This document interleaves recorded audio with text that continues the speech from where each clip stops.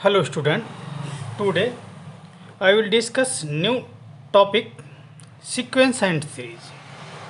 बच्चों, sequence and series के chapter पर मत जाइए आप लोग कि चैप्टर नंबर 12 है सर, बीच में कई चैप्टर छूट गए हमारे। तो देखो बच्चों, कुछ ऐसे चैप्टर होते हैं जिनको क्लास में पढ़ाने से ज़्यादा समझ में आता है। जैसे आपका बायनोमियल थ्योरम हो गया, परमुटेशन कम्बिनेशन हो गया। ये ऐसे चैप्टर हैं जिनको हम क्लास में पढ़ाएंगे तो ज़्यादा बेहतर आप समझ पाएंगे। ऐसे आपका सेट थियरी हो गया, उसको भी अभी नहीं पढ़ाए हैं हम, पहला चैप्टर नहीं पढ़ाए हैं। तो कुछ ऐसे, जैसे उसमें थ्योरेटिकल पोर्शन ज़्यादा है, तो हम लोग को शायद संभव ये है, संभावना कि क्लास चलेंगे अपने, तो अगर क्लास चलते हैं तब पढ़ाया जाएगा। अगर पॉसिबल ही नहीं है क्लास चलना, तब किसी न किसी तरीके से पीडीएफ के माध्यम से और कुछ लेक्चर वीडियो के माध्यम से हम आप लोग को पढ़ाएंगे। लेकिन सीक्वेंस एंड सीरीज शुरू करने का मेन पर्पज यही है, क्योंकि सीक्वेंस एंड सीरीज जो अर्थमेटिक प्रोग्रेशन चैप्टर है वो आप लोग 10th क्लास में पढ़े हुए हैं। तो जो चीज़ एक बार पढ़े हुए हैं तो उसको समझना ज़्यादा ही आसान होगा। फर्स्ट ईयर में भी वही पढ़ना है, एपी पढ़ना है, बस इसमें दो प्रोग्रेशन और जुड़ जाते हैं।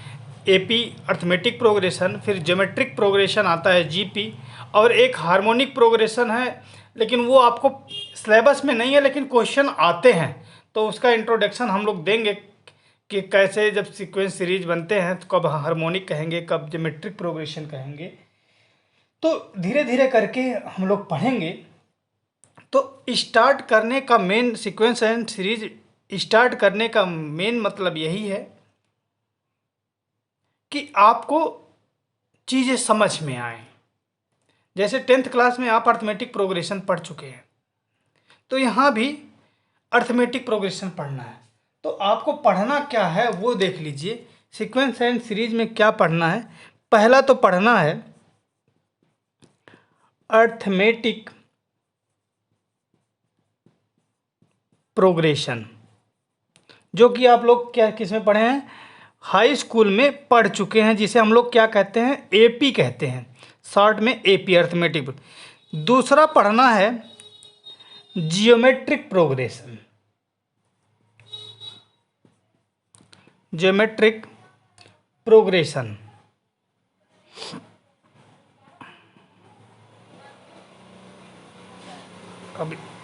जिसे हम लोग जीपी कहते हैं। तीसरा आपको पढ़ना है सम स्पेशल सीरीज में, ये तो प्रोग्रेशन सीक्वेंस में पढ़ना है आपको, इस सीरीज में सम स्पेशल सीरीज पढ़ने हैं। ठीक, तो देखिएगा, अर्थमेटिक प्रोग्रेशन आप लोग पढ़े हैं, इसमें अर्थमेटिक एन टर्म पढ़ना है, सम ऑफ एन टर्म पढ़ना है, इसमें भी एन टर्म पढ़ना है, सम ऑफ एन टर्म पढ़ना है, और सम ऑफ इन्फिनिटी टर्म पढ़ना है, अर्थमेटिक मीन पढ़ना है, यहाँ ज्योमेट्रिक मीन पढ़ना है। तो ऐसे बहुत टॉपिक, लेकिन टॉपिक आपको 3 यही पढ़ने हैं।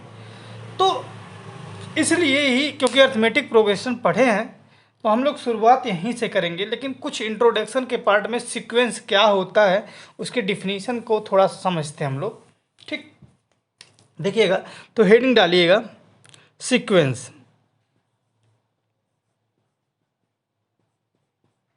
Sequence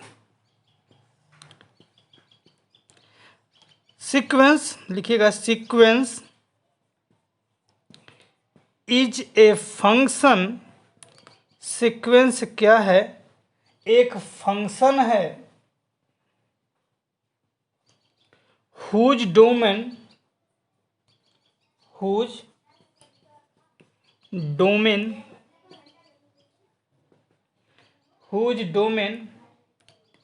is set of natural number, जिसे हम लोग कैपिटल एन कहते हैं, एंड इट्स रेंज,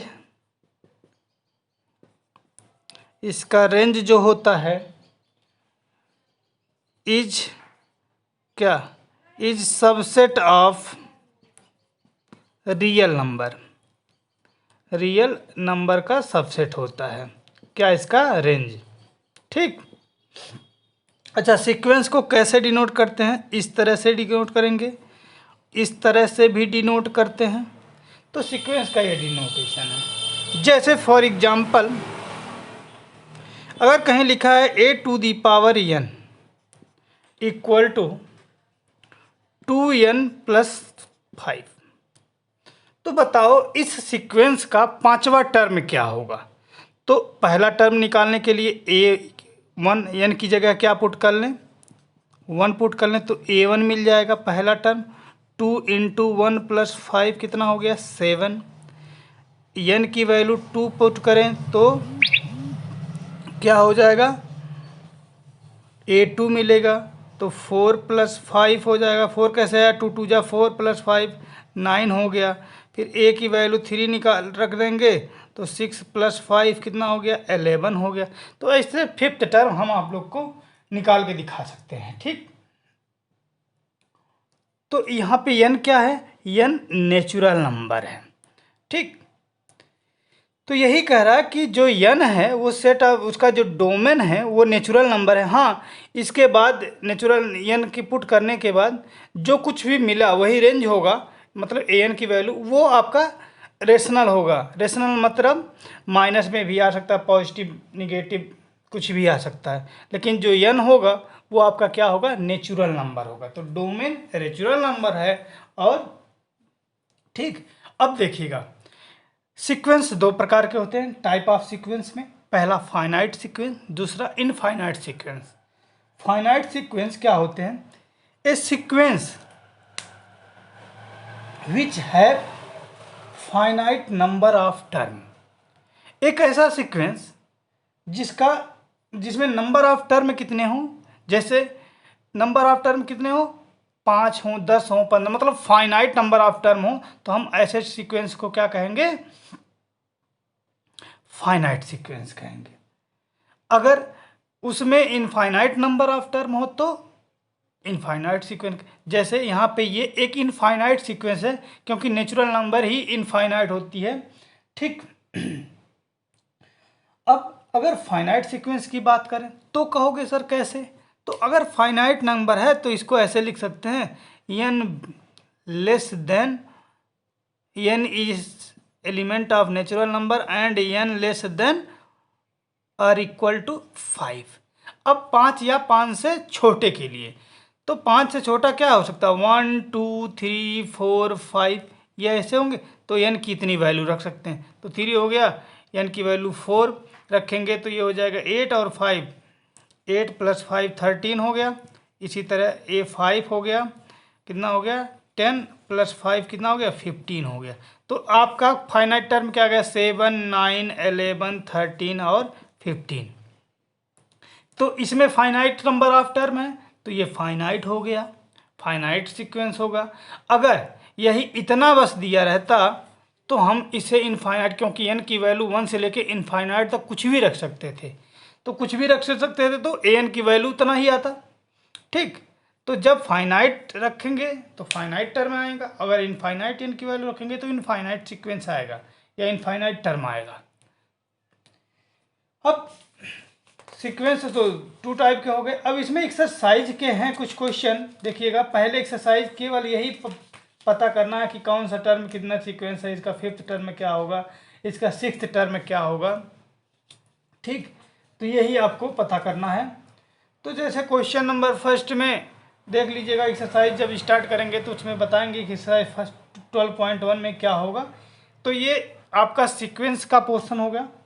फिर जब आप सीक्वेंस से आगे बढ़ेंगे तो अरिथमेटिक प्रोग्रेशन मिलेगा आपको, तो वो प्रोग्रेशन आपको पढ़ना है। ठीक। तो नेक्स्ट वीडियो में आपको एक्सरसाइज 12.1 पढ़ना होगा। Thank you class.